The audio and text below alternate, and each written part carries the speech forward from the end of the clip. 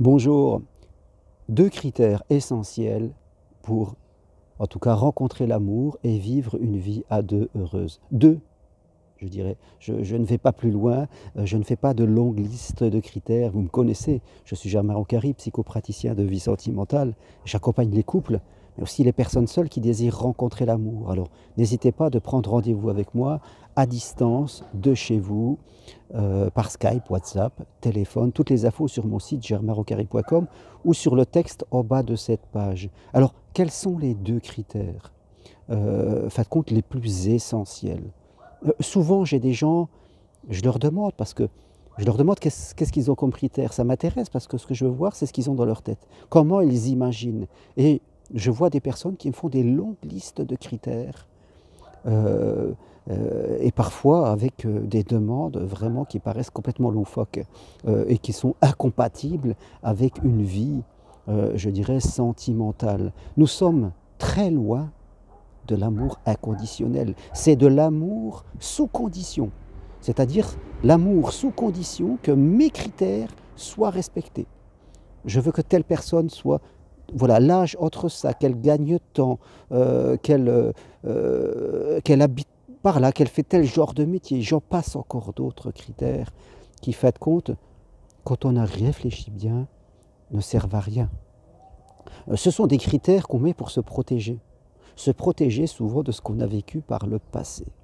Mais on n'a pas besoin de se mettre ces critères.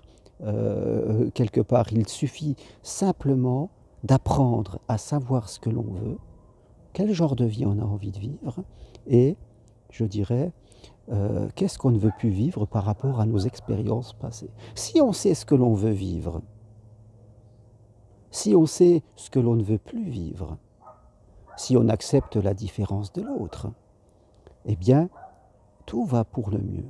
Tout est connecté à notre capacité à savoir ce que l'on veut, ce que l'on ne veut pas, et à savoir l'exprimer avec calme et sérénité. Alors quels sont les deux critères pour moi qui sont les plus essentiels? Eh bien, c'est rencontrer quelqu'un qui a envie de construire un bonheur à deux. C'est simple, hein, mais c'est très compliqué, je vois. Parce que tous les gens sont ambivalents. Tous les gens qui mettent beaucoup de critères, ils sont dans une position observateur, voilà, méfiant. Et fait de compte, ils attendent de voir. Et forcément, l'autre le sent, vous le savez. On communique d'abord avec l'énergie que l'on dégage avant de communiquer avec nos mots. Donc, forcément, si on met trop de critères, c'est qu'on est dans la peur, c'est qu'on est dans des attentes, c'est qu'on est dans la condition et non plus dans la conditionnelle. Et forcément, ça ne marche pas. Et il est normal que ça ne marche pas. Donc, un critère qui va rassembler tout cela, c'est rencontrer quelqu'un qui a envie de construire un bonheur à deux. Quelqu'un qui a envie de vous découvrir, qui a envie de faire attention à vous, de vous connaître, et vous aussi, vous avez envie de le connaître, de découvrir son monde, comme il a envie de découvrir le monde. Vous avez envie de prendre soin l'un de l'autre, sur tous les plans, et c'est cette envie qui va être vraiment le déclencheur. Tout va reposer sur cette envie, quelque part. Alors, soyez une personne qui a envie et qui parle calmement. Ayez le désir de connaître les gens, de connaître l'autre et de trouver sa différence, parce qu'il ne sera pas comme vous.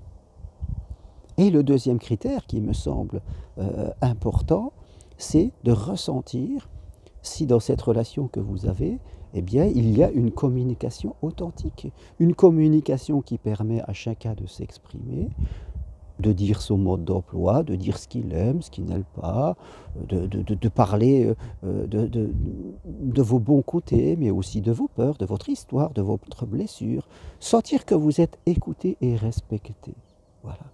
Je dirais que ces deux critères, avoir envie de construire un bonheur à deux et communiquer ensemble de manière authentique, rassemblent tous les critères, quelque part. Il n'y a pas besoin d'en rajouter. Tous les autres critères, j'ai des gens qui me mettent des critères d'argent. Il faut se faire confiance. Vous ne pouvez pas rencontrer quelqu'un qui va avoir le même salaire que vous. Il y aura forcément des différences, en plus et en moins.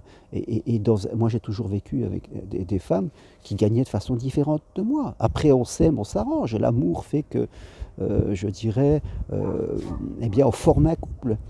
Et on met en place, il n'y a pas que l'argent, on met en place des choses ensemble pour créer ce bonheur. Bien sûr, il y a toujours des exceptions, je veux dire, il y a toujours des gens qui vont trop loin, c'est-à-dire vous n'allez pas vous mettre avec quelqu'un qui ne travaille pas, qui va vivre à vos crochets, et dont vous sentez qu'il n'a rien envie de faire. Là, vous n'irez pas, mais ça n'a pas la peine de le noter. Je veux dire, vous le savez, faites-vous confiance, quelque part. Vous n'allez pas demander à une personne que vous rencontrez ses 3 derniers bulletins de salaire, comme si vous étiez en train de rechercher un appartement. Vous voyez, ça semble ridicule, quelque part. Faites-vous confiance. Bien sûr, quand je dis faites-vous confiance, malheureusement, je rencontre beaucoup de gens qui ne se font plus confiance et qui doutent de leur propre analyse de la situation. Et c'est pour ça que je suis là, pour vous aider à retrouver cette confiance et à mieux percevoir ce qui se passe autour de vous. Je crois que c'est là le vrai problème, c'est que les gens émettent plein de critères pour se sécuriser, mais ça ne les sécurise pas. Parce que dans le fond, il reste tout seul. Il voit bien que chaque histoire finit souvent en eau de boudin. Donc c'est pas. Et il ne s'agit pas, parce que ça ne marche pas, de rajouter encore plus de critères, ou de décider que, fin de compte, je vais rester tout seul. Vous devez évoluer et apprendre à communiquer, à savoir ce que vous voulez et à savoir ce que vous ne voulez pas, et à savoir ce que vous recherchez. C'est-à-dire rechercher quelqu'un qui a envie de construire, et ça, vous allez vite le sentir. Et puis quelqu'un avec qui vous allez pouvoir communiquer de façon authentique. Et ça, croyez-moi qu'on le ressent dès les premiers rendez-vous. Pas la peine d'attendre une relation de 6 mois, 10 mois, ou croire que ça va venir à un moment ou à un autre et pas au début. Dès qu'on rencontre quelqu'un, je dirais dès les premiers, deuxièmes rendez-vous, on a déjà toutes ces réponses. Et si on s'est regardé, eh bien, on évite de s'engager dans des histoires où on sait dès le départ que là, on prend un risque de souffrir. Mais si on rencontre quelqu'un qui a envie de construire un bonheur à deux, qui est là, qui participe à la relation, qui a envie de la faire évoluer et avec qui on communique bien, et là, tout de suite, c'est le point de départ de cette nouvelle aventure. Voilà ce que je voulais vous partager avec vous aujourd'hui. 2 critères qui vont rassembler tous les critères et c'est amplement suffisant. Merci à vous, à bientôt. N'hésitez pas à prendre rendez-vous avec moi si vous avez besoin. C'est important l'amour. Ne restez pas seul, enfermé dans vos idées. Et à bientôt. Merci. Au revoir.